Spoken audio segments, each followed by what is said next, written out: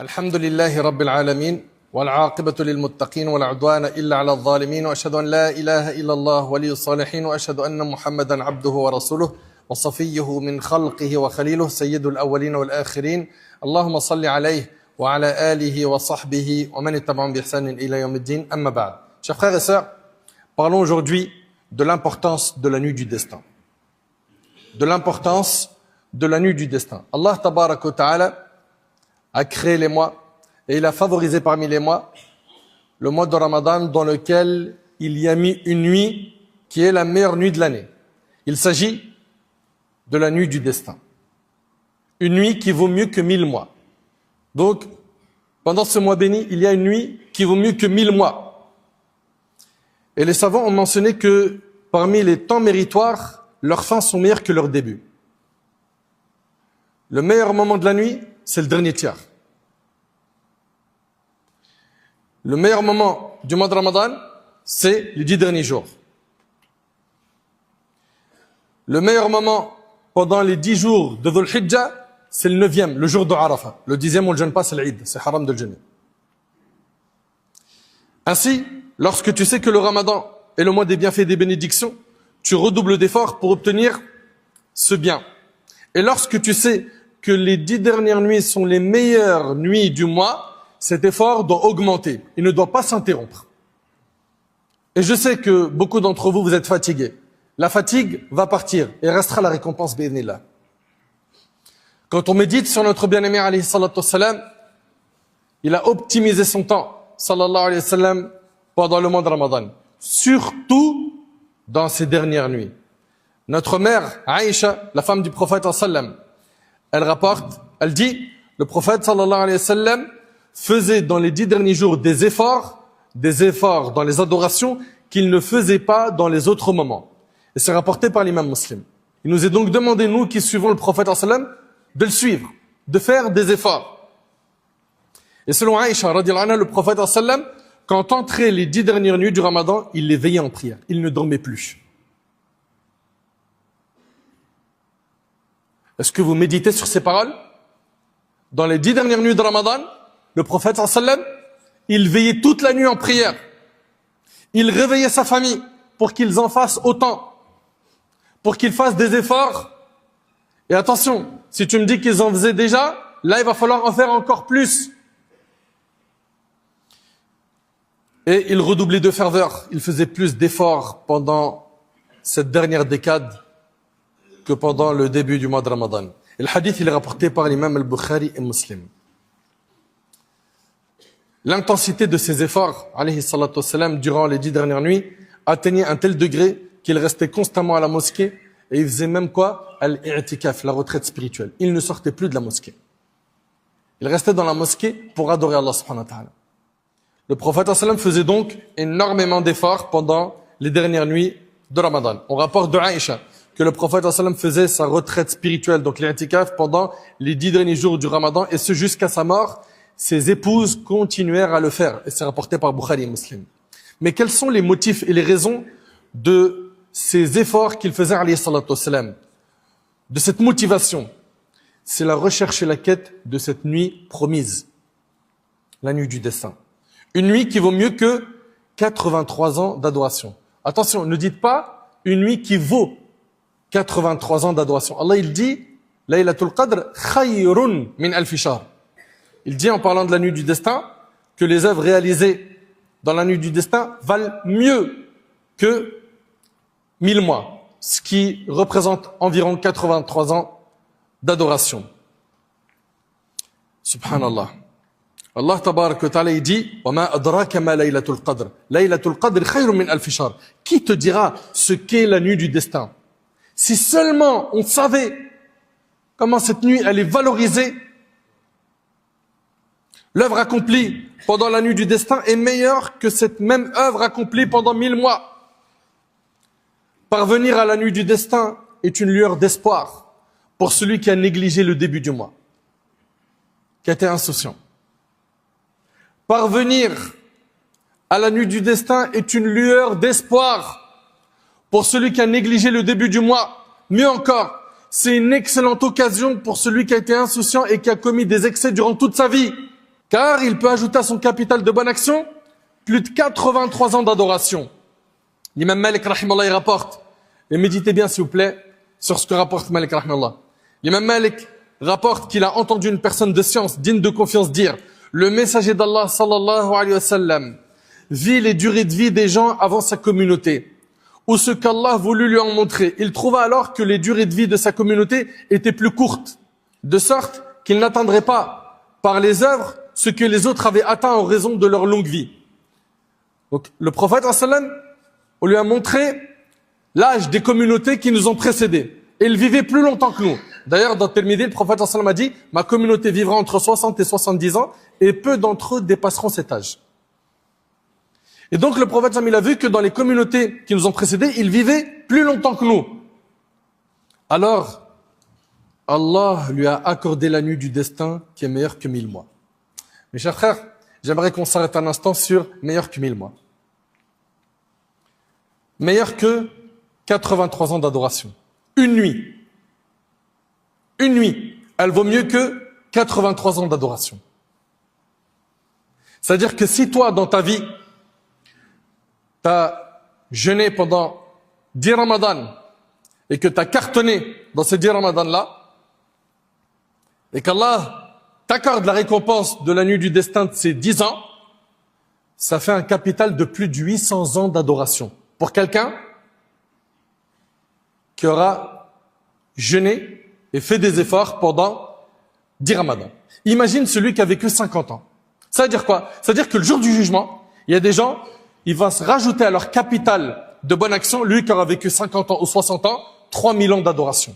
L'autre, 4000 ans d'adoration. La raison, c'est parce qu'ils ont retroussé leurs manches dans les 10 derniers jours. Ils ont mis le paquet, lecture de Coran, dhikr, salat, tarawih, tahajjud.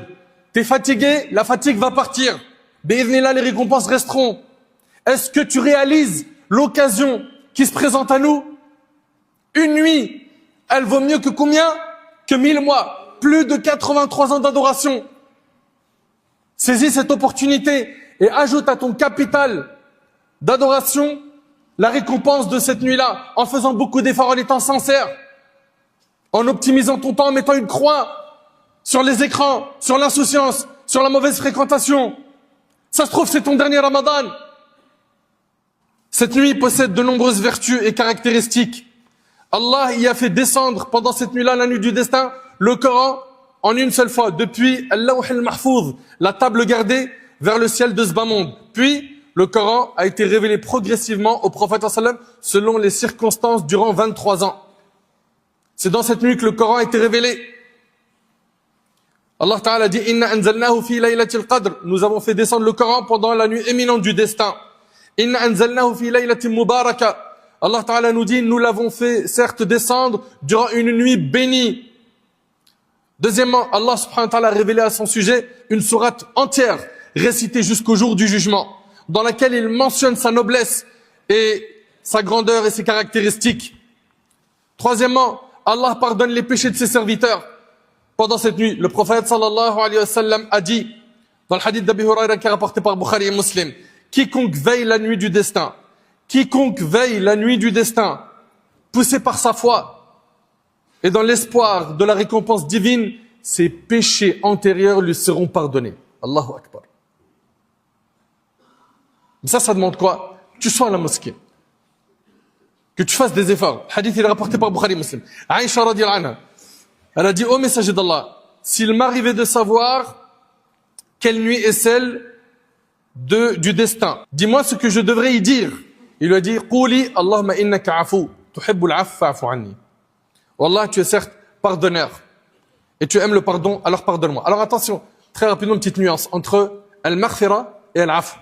Al-maghfira, c'est le fait que le péché, Allah ne t'en tient pas compte le jour du jugement, mais il est toujours inscrit dans ton livre. Alors que al-afu, c'est l'effacement complet de ton péché du livre. De ton livre que tu vas recevoir soit de la main droite, soit de la main gauche, qu'Allah nous accorde notre livre de la main droite. Donc là, ce qu'on demande, c'est qu'Allah subhanahu wa ta'ala efface complètement nos péchés. Oh Allah, tu es certes pardonneur et tu aimes le pardon, alors pardonne-moi. Allahumma innaka afou, tuhibbul af fa'fu anni. Ça, c'est ce qui sera recommandé de dire quand? La nuit du destin. Et le hadith est rapporté par Tirmidhi. Allah a décrit cette nuit par des qualificatifs qui indiquent la grandeur de son rang et de sa valeur. Il l'a décrite comme une nuit de noblesse, de valeur et d'immense importance. Elle est appelée Laylatul Qadr, la nuit de la valeur. C'est une des traductions qui a été donnée, et on a aussi la nuit du destin. Elle vaut mieux que 1000 mois d'adoration. Pendant cette nuit, les anges y descendent en raison de l'abondance de sa bénédiction. Tanazzalul malaikatu war-ruhu fiha bi'idhni rabbihim min kulli amr. Durant cette nuit, les anges et l'esprit, même l'ange Gabriel, ne cessent de descendre du ciel vers la terre sur ordre de leur Seigneur, porteurs de tout ce qu'Allah a décrété pour l'année à venir. Et dans le hadith, le prophète sallam a dit, les anges cette nuit-là sont sur terre plus nombreux que les cailloux. Et les anges font des invocations pour les serviteurs d'Allah. Elle a été décrite dans le Coran comme étant une nuit de paix. Salamun hiya hatta matla'il fajr. Cette nuit-là, elle est préservée de tout mal jusqu'à l'apparition de l'aube, nous dit Allah tabarak wa ta'ala. Taïb, la nuit du destin, elle se trouve où? Elle se trouve dans les 10 dernières nuits du Ramadan, conformément à ce que notre bien-aimé alayhi salatu wassalam nous a enseigné. Dans le hadith de Aïcha, le prophète sallam a dit, recherchez la nuit du destin dans les nuits impaires des 10 dernières nuits. Et c'est rapporté par Bukhari et Muslim. Et la vie le plus juste est que cette nuit change de jour chaque année. Elle peut être cette année la nuit du 23 par exemple, l'année d'après ça peut être la nuit du 21, ou bien le 25, ou bien le 27, ou bien le 29. Et malheureusement on a beaucoup de gens qui désertent les mosquées le 29. Ils mettent le paquet le 27 et il n'y a plus personne le 29, alors que c'est une nuit impaire. Allah tabaraka wa ta'ala a caché sa connaissance aux serviteurs par miséricorde pour eux, afin qu'ils multiplient les œuvres en la recherchant durant ces nuits bénies par la prière, par le dhikr, par l'invocation, et qu'ils augmentent ainsi en proximité d'Allah et en récompense. Elle a été cachée cette nuit afin qu'on fasse des efforts pendant les 10 derniers jours.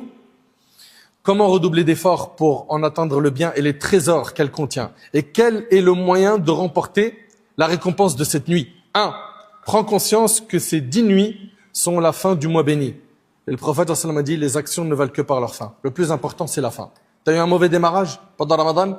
Rattrape-toi. Cette nuit peut tout changer. Cette nuit peut tout changer. Le prophète alayhi salatu wassalam nous a enseigné que les œuvres ne valent que par leur fin. 2. Si tu peux, fais l'i'tikaf.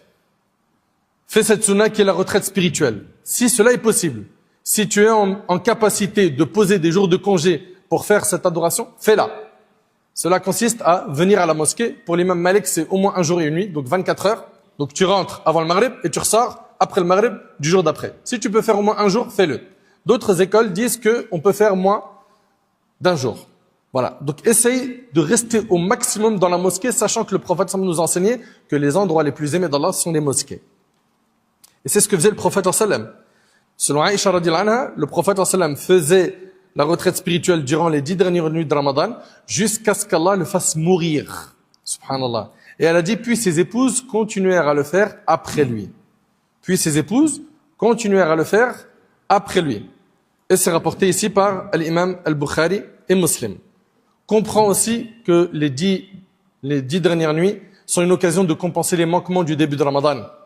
Et même de compenser les manquements de toute ta vie. Quatrièmement, ne perds pas ton temps. Attention à la mauvaise fréquentation. Attention aux longues veillées inutiles, aux préparatifs excessifs de l'Eid, aux fréquentations des gens paresseux, aux gens négligents, ou à s'occuper, à rester sur les écrans et à perdre son temps. Fais très attention à tout cela. 5. Rappelle-toi la longueur du temps que tu devras attendre jusqu'au Ramadan prochain et qui te dit même que tu y parviendras. Tu n'as aucune garantie de vivre jusqu'au Ramadan prochain. 6. C'est avec ça qu'on termine. Si tu ne peux pas être en retraite spirituelle, essaye de t'accrocher à ces actions. 1. Tes 5 prières, elles sont faites à l'heure. Et fais ce que tu peux dans les œuvres surrogatoires. Donc, lecture du Coran, prière, dhikr, dua, etc. Le Coran, tu vas le lire et faire beaucoup d'efforts pour lui donner plus de temps. La prière de Tarawih en restant avec l'imam jusqu'à la fin. Mais attention, c'est pas tu pries Tarawih, tu pries Tahajjud et Fajr, t'es pas là. Dhuhr, t'es en train de dormir. Non, ça n'a aucun sens. Ça n'a aucun sens que tu fasses des œuvres surrogatoires et que tu délaisses les obligations religieuses. Également, tu fais quelques prières chez toi, pas que à la mosquée. Et tu fais vivre la maison avec al-ibada. les lectures de Coran, les salats, etc. Règle ton réveil pour l'heure du tahajjud, pour les prières de nuit. Profite du temps du sahar, ce sont les quelques minutes qu'il y a avant salat al-subh. Allah Ta'ala dit wa bil ashari hum yastaghfirun. Et avant waqt al-sahar, on demande pardon à Allah subhanahu wa ta'ala, comme le dit Allah. Accomplir la prière du fajr, faire les invocations du matin, et si tu peux rester jusqu'au lever du soleil à faire des adorations, puis après le lever du soleil, tu fais 2 rak'at, tu auras la récompense d'un hajj et d'une umrah. Et fais tout cela pendant toutes les nuits, donc les 10 derniers jours. J'implore Allah subhanahu wa ta'ala de nous accorder la récompense de la nuit du destin. J'implore Allah subhanahu wa ta'ala de nous pardonner nos manquements.